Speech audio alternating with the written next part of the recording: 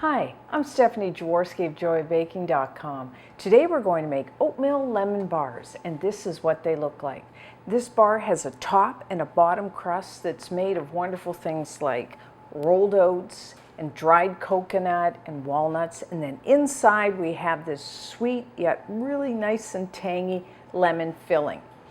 So the first thing you need to do is to preheat your oven to 350 degrees Fahrenheit, which is 180 degrees Celsius.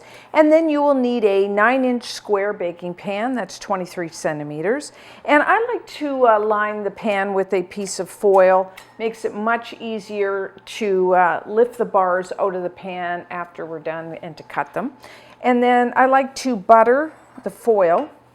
And I just have a little bit of melted butter here to do that, and with a pastry brush. Or you could just spray the foil with one of those non-stick sprays. Either way, whatever you find the easiest. Okay. And then the first thing you need to do is to, you need a half a cup of butter. It's 113 grams. And just melt that and then just let it cool down to lukewarm. So I've done that already in a small saucepan. And then for the top and the bottom crust, the easiest way I've found is we're just going to make it in the food processor because it's just a matter of whizzing everything together. So you will need 1 cup, which is 85 grams of rolled oats. Now you could use either the old-fashioned rolled oats, which I'm using, or really you can just use the quick cooking, whatever you have in the house. And then you will need a half a cup, 50 grams of walnuts, and I've just coarsely chopped them. You could use another type of nut, like a pecan, if you would like that. And I didn't bother to toast them. Now you could if you wanted to beforehand, but let's make this easy. And you will need a half a cup, which is just 25 grams of dried coconut. Now you could use sweetened or unsweetened dried coconut. I'm actually using unsweetened because that's what I have in the house. And you could use shredded or flaked. Just either one. Put that in there. And then 1 cup, 130 grams of all-purpose flour. You may know that as plain flour. You can see these are great, just dump everything in. And a half a cup, 100 grams of firmly packed light brown sugar.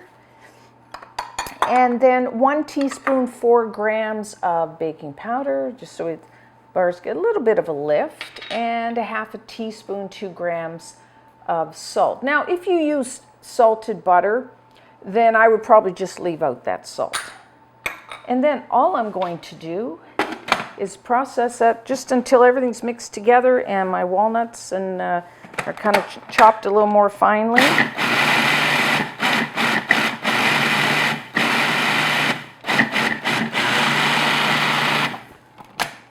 Looks good.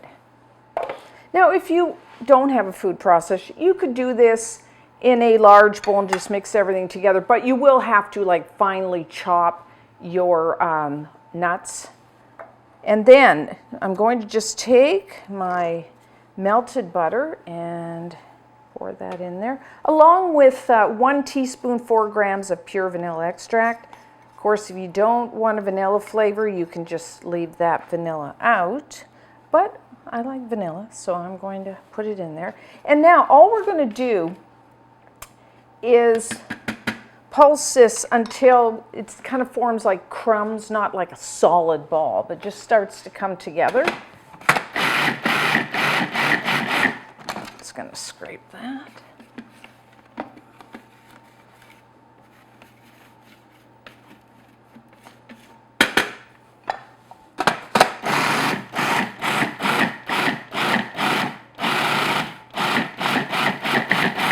Okay.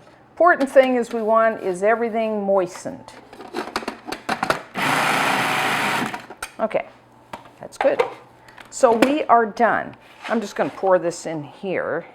You don't have to at home. And what we're going to do is I'm going to just eyeball it today. We're going to press half of the crumbs into the bottom of our pan. Now, if you want to get more precise, you could weigh this and then just do it that way and weigh out half. I'm just going to kind of, it's really what we're looking for is we want a nice layer on the bottom. And then the rest we're going to sprinkle over our filling. So, and I'm just pressing it with my fingers. I mean, you could use the back of a spoon.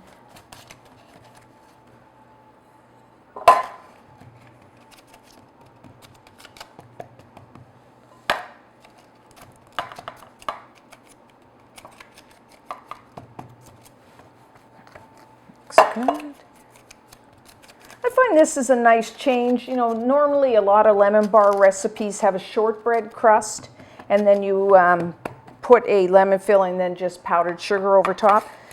And there is a recipe on the Joy of Baking website if you want to make that. But you know, this is a nice change from that, and I like the little bit of more flavor from the oatmeal and the nuts and the dried coconut. So, you know, something a little different. Okay, so that's that. And then for our lemon filling, really easy lemon filling. No eggs involved. Just one 14-ounce can, which is 395 grams of sweetened condensed milk. And sweetened condensed milk is like a concentrated sugar syrup. So I'm going to put it right in here. And really it's just sugar and milk that has been cooked until, like, I think it's about 60% of the water has been like evaporated, and it's very sweet. It's kind of sticky, and it's really good. And then we need some freshly squeezed lemon juice. Now I've already done this. You will need a half a cup, which is 120 grams. And what I do is I squeeze it. I have one of these juicers, and then I have a strainer because I want to get rid of any pulp or seeds, and then what's left is our juice. And that I found that takes about 3 large lemons. And then what you also want to do is you want the lemon zest from just one lemon. Now normally what you would do is first grate the zest and then cut it in half, but since I've already done the juice, I will show you with this one. So what you want to do is make sure you wash your lemons very well. If you can, use organic. And then you can use a box grater, or I'm just using a microplane. And then you just grate. And you want to make sure you just grate the yellow part, not the white part underneath, which is very bitter. And actually, a lot of the flavor, the lemon's flavor, is in the zest. So that's why I want to use some in our filling. Because lemon bars need to taste like lemon. Looks good. And then I'm just going to pour my juice in here, and with a whisk, just combine it. And that's it for our lemon bar. So easy. You're having people over, or you have to take something when you're going out somewhere to a meeting. This is a great thing to make. And who doesn't like lemon bars? They're always well received. Okay. Looks good.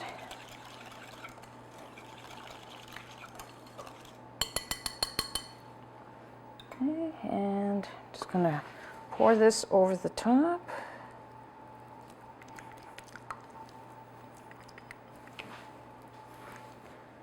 Spread it. Make sure you get in the corners. Just going to use the back of a spoon, or I'm using like an offset spatula. Makes it a little easier than that big spatula.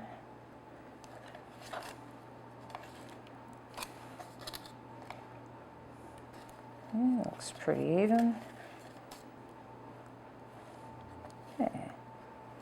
And then I'm just going to take the rest of my crumbs here and just sprinkle over the top. Now, as always, everyone's oven is a little different. I find somewhere between, these take somewhere between 25 to 30 minutes. You want the best way I find to know that they're done. I mean, if you kind of shake, the filling will be set, and the top crust will have turned nice brown.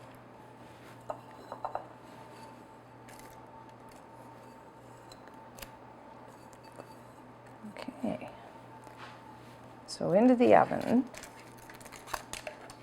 I said 25 to 30 minutes.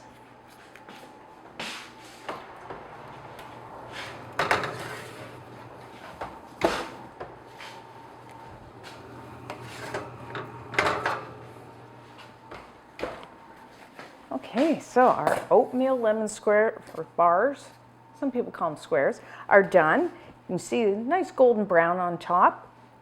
So now what you want to do is put your pan on a wire rack like this and let them cool completely. And you want them to firm up because they are very soft until they cool right down. And I find 2-3 hours I like to leave them.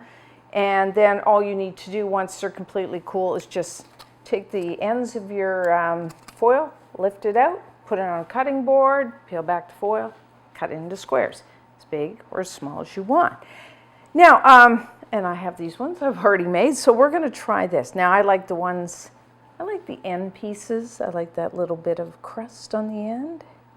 So we'll just try a little.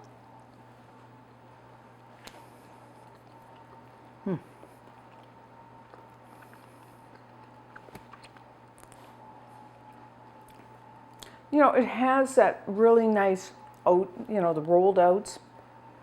And then, of course, you know, all the other, a little bit of coconut, the nuts, and then, of course, that lemon filling. Now, the day you make them, you will find that that lemon flavor is really quite, like, sharp, tangy. And a lot of that, one, has to do with how sour your lemon juice is, but it will be quite tart, and I really like that against the sweetness of the crust. But if you can store them overnight, or you know, quite a few days, and I like to do in the refrigerator. What you will find if you do that is that lemon flavor is going to soften a little. I like them either way. I mean, they're good the first day, good the second day, and you could freeze them as well. So try these, and until next time, I'm Stephanie Jaworski of JoyaBaking.com.